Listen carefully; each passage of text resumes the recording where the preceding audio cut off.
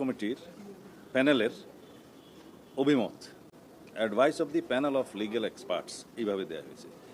তো সেখানে ওনারা বলেছেন লিগ্যাল এক্সপার্ট প্যানেল যে অ্যাডভাইসটা দিয়েছে এটা ইন্টারিম গভর্নমেন্টকে তারা যে সুপারিশ দিতে পারেন ইন্টারিম গভর্নমেন্টকে রিকমেন্ডেশনস দেওয়ার জন্য। তিনটা বিষয়ে এখানে উত্থাপন করা হয়েছে যে একটা কনস্টিটিউশনাল অর্ডার জারি করার মধ্য দিয়ে এই রিফর্মগুলো বাস্তবায়ন করা যায় কিনা এবং সেটা ইমিডিয়েট ইফেক্ট সহ। দ্বিতীয় হচ্ছে এইটা পরবর্তী পার্লামেন্টে নির্বাচনের জাতীয় সংসদ নির্বাচনের একই দিনে একটা রেফারেন্ডাম করা যায় কিনা, যেটার প্রভিশনটা এই অর্ডারের মধ্যে উল্লেখ থাকবে।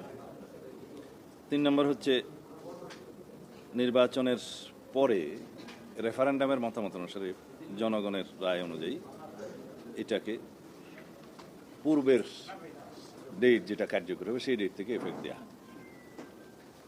এর উপরে আলোচনা হয়েছে, অন্যান্য প্রাসঙ্গিক অনেক বিষয়ে আলোচনা হয়েছে।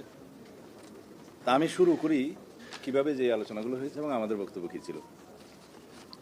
আজকে কেউ কেউ প্রশ্ন তুলেছেন এই গভর্নমেন্ট সাংবিধানিক গভর্নমেন্ট কিনা, এই গভর্নমেন্টের সাংবিধানিক ধারাবাহিকতা আছে কিনা। কেউ কেউ প্রশ্ন তুলেছেন এটা সাংবিধানিকও না এবং বিপ্লবী সরকারও না, এটা মাঝামাঝি সরকার।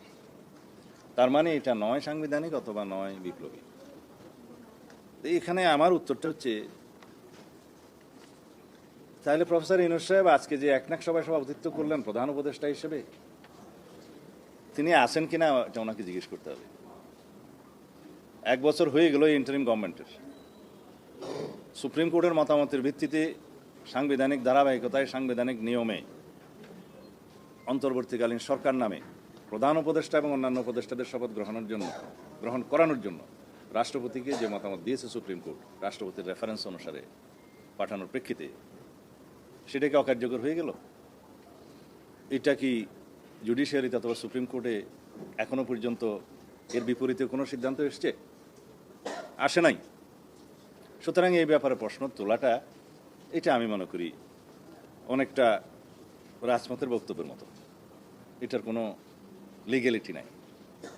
কেউ কেউ বলেছেন জুলাই ঘোষণাপত্রের উদ্ধৃতি দিয়ে জুলাই ঘোষণাপত্রের 22 দফা অনুসারে জনগণের অভিপ্রায়ের কথা বলা হয়েছে, সেটার সোর্স অফ পাওয়ার কি, এটার সোর্স অফ এসপিরেশন নাকি সোর্স অফ লিগ্যালিটি। এই প্রশ্ন এখানে এখনই তোলা যাবে না, কারণ জুলাই ঘোষণাপত্রের যে আনুষ্ঠানিকতার মধ্য দিয়ে জাতির সামনে সবার উপস্থিতিতে মাননীয় প্রধান উপদেষ্টা